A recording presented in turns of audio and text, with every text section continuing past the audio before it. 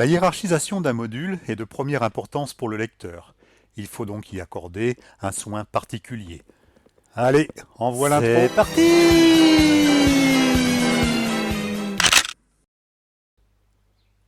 Lorsque je crée un nouveau module, j'ai besoin d'insérer, comme nous l'avons vu, un item modulopal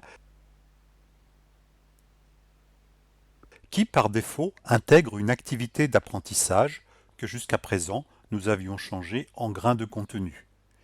Mais il existe de nombreuses autres possibilités, les exercices auxquels nous nous intéresserons dans une prochaine vidéo, les activités d'auto-évaluation et d'apprentissage que nous verrons plus tard, et la division à laquelle nous allons nous intéresser maintenant. La division peut être vue comme un chapitre ou un paragraphe dans la hiérarchie suivant son placement. Une fois la division créée, je génère un contenu internalisé vierge qui intègre par défaut un grain de contenu. Je donne un titre à la division, précisant clairement pour cette démonstration le niveau hiérarchique, puis, afin de mettre en évidence l'imbrication des divisions, je transforme le grain de contenu en une sous-division. Je peux en imbriquer ainsi à volonté.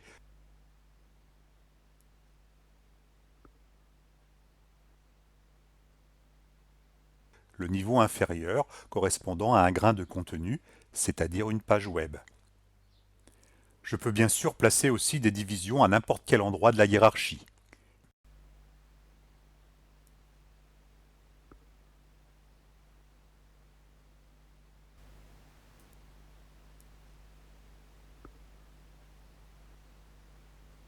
Visualisons maintenant le résultat sur notre navigateur et vérifions qu'il est conforme à l'attendu.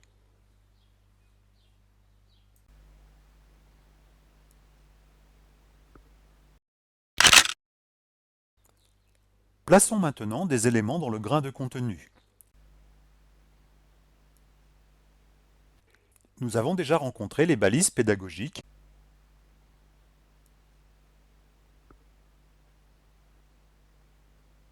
Il en existe de nombreuses variétés, exemples, remarques, conseils, etc., auxquels il est possible de donner un titre ou pas. Intégrons ces différentes balises au sein de notre grain de contenu. Donnons un titre à celui-ci et observons le résultat. Les balises pédagogiques permettent une mise en forme du grain de contenu, mise en forme différente suivant que nous avons donné un titre ou non à la balise.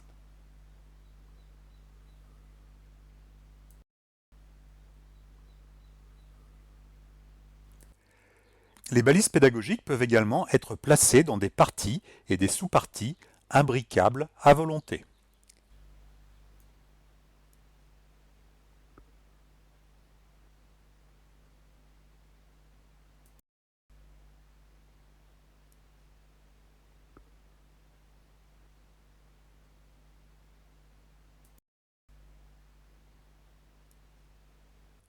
Lors de la visualisation, on remarque que les balises pédagogiques et les parties ne sont pas affichées dans le sommaire du module.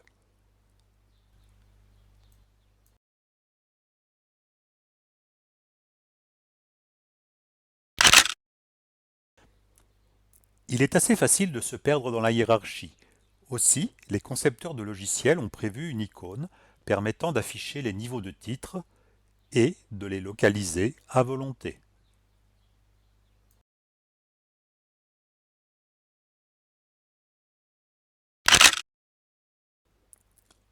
On notera également, à certains endroits de la zone d'édition, la présence de croix blanches sur fond rouge, indiquant une erreur, généralement un champ qui n'est pas complété.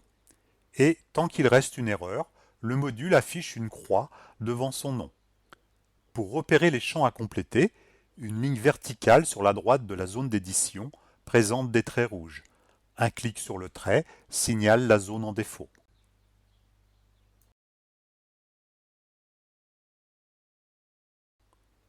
Une fois le dernier trait effacé, la croix sur le nom du module disparaît. Pour illustrer les propos précédents, Imaginons que dans la lignée du module sur les PNJ, nous souhaitions développer une publication un peu plus étoffée sur la fabrique du consentement, selon l'expression de Walter Lippmann, reprise abondamment par d'autres auteurs. Un module abordant sous l'aspect historique, psychologique, sociologique et même géopolitique l'art et la manière de vendre des savonnettes, des cigarettes, des concepts, des présidents et gouvernants,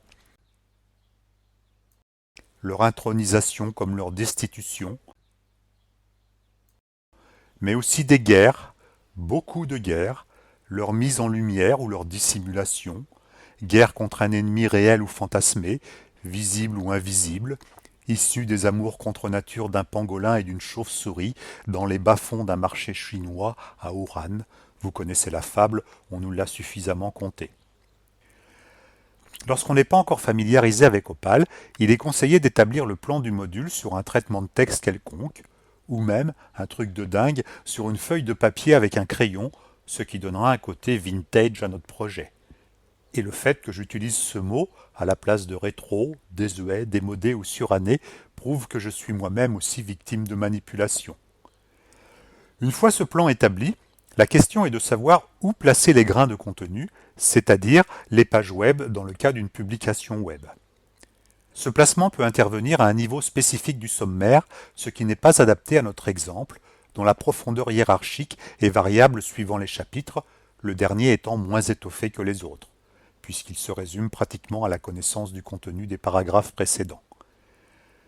Nous placerons donc nos grains de contenu à des niveaux différents suivant les chapitres.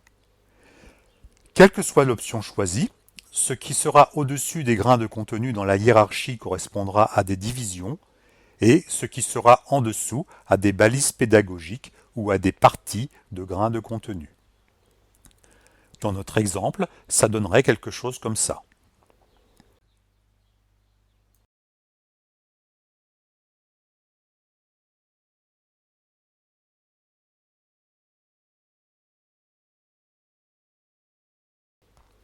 On remarque que les balises pédagogiques et les parties de grains de contenu n'apparaissent pas dans le sommaire latéral du module.